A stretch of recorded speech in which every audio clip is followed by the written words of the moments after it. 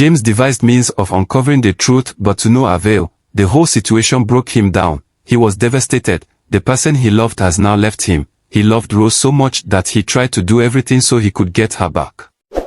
Deborah had gone ahead with the help of some of her friends to sue James. Social welfare was brought into his case and he was faced with either taking his children in or paying up at once all that will cost for their upbringing until adulthood.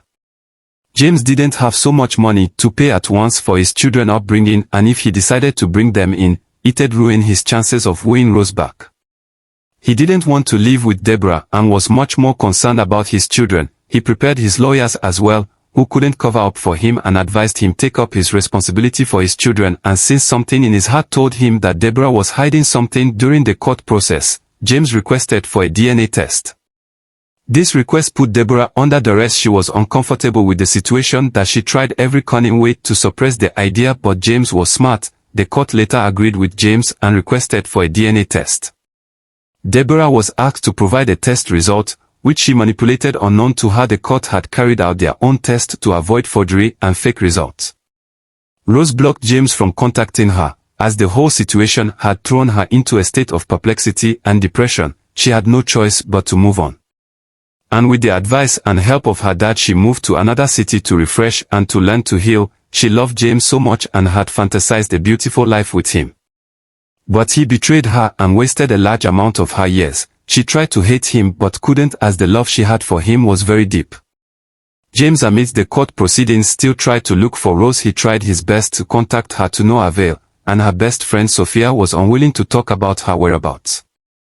He even in shame tried to contact Rose's father, but Mr. Humphrey was also not willing to tell him the whereabouts of his daughter because of the damage he caused her. He sent words out to his friends in different cities to inform him when they see her. He didn't stop hoping to find her and to settle with her after everything. Some months later, on the last day of the court hearing, Deborah and James appeared in court for the last judgment. They both hoped the court ruled the case in their favor. Suspense filled the courtroom as both parties, Deborah and her family and James and his lawyers and some witnesses, were itching to hear the last verdict and the outcome of the months spent in court. Court stand. The judge said as he began the process. Everyone stood up and immediately sat back. Some murmured while others just paid attention to see the outcome. Finally, I'd have him all to myself, Deborah said to herself as she laughed silently and hysterically while looking at James with a bloodshot eye that easily gave off desperation. James didn't understand why she looked at him that way but hoped for something that would be in his favor. The court exposed that James was not the father of the children, and a DNA test which came out negative was shown as evidence to prove that he wasn't related to the children. Deborah was very disappointed and looked around in disappointment. She screamed aloud without knowing and cried with so much contempt in her heart. No.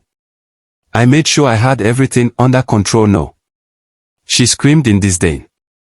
James, on the other hand, was rejoicing, because to him he would finally get married to his love Rose at last, as everything was proven to be a lie. The court ordered Deborah and her family to revoke the bride price which James had initially paid in the past, which they did shamefully. Deborah was arrested for forgery and for giving fake testimony at the court. She was given 5 years jail term. As the police took her, she still threatened James. The air was filled with her loud screams. If I can't have you, no one else would. I'd kill you and kill them all.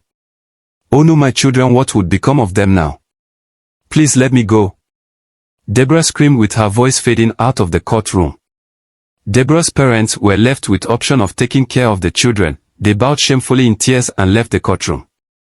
James was finally vindicated after everything. He was very happy to find out he was not the father of Deborah's children, because to him it gave him a better opportunity to be with Rose, but unknown to him, Rose had already found love and had made the big decision to settle with her newfound love.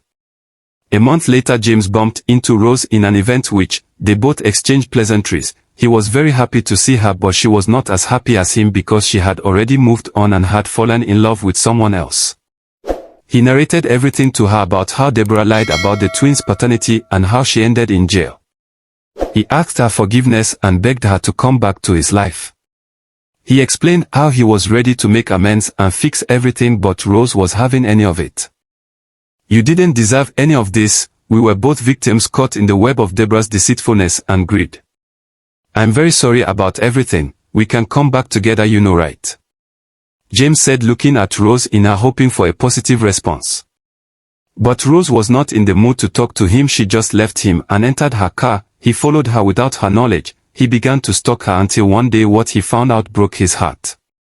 James had followed Rose to a beach without her knowledge and saw her meeting up with another man. He was heartbroken, but he stayed and watched them, and after that he drank to stupor, and this made his heart hate Deborah more.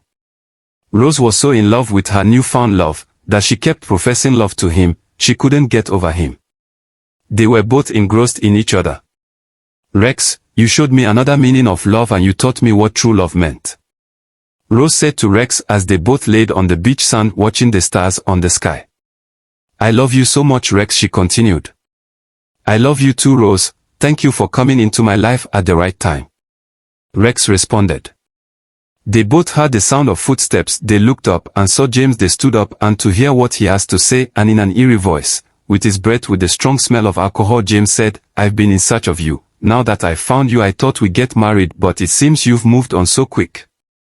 But Rose broke his heart and told him of her marriage that was coming up with Rex.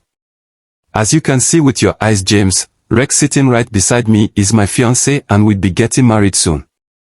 I'm in love with him and he's not like you. He redefined love with me, she.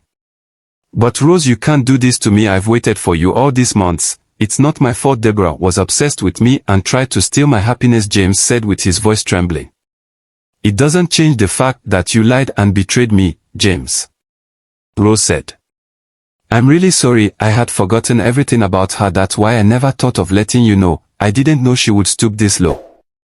James continued, totally ignoring Rex. Rose and Rex couldn't stand the drama that was about to unfold. They both stood up and left. James sat there, and regrets consumed him. He regretted lying to Rose and keeping secrets from her, but he also immediately knew he had to move on with his own life. Later on, James met a very beautiful lady, Debbie, who he fell in love with, and they both found out later that she was friends with Rose and they all became friends. Rex became close friends with James while Rose and Debbie's bond strengthened. They made plans together and wedded on the same day. Deborah was still in prison serving her time. She was filled with regrets and decided to turn a new leaf once she comes out of jail. Thank you for watching. Kindly subscribe and turn on your notification for more videos like this.